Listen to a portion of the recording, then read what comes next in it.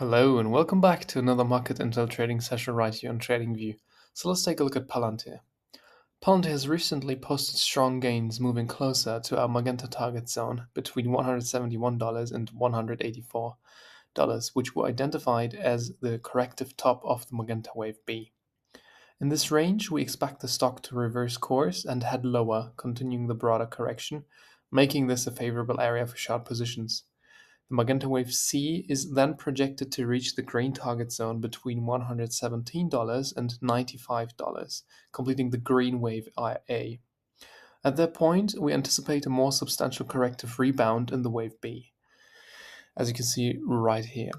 The green zone is therefore well suited for taking profits on short trades or initiating short to medium term long positions to capture the temporary advance of wave B.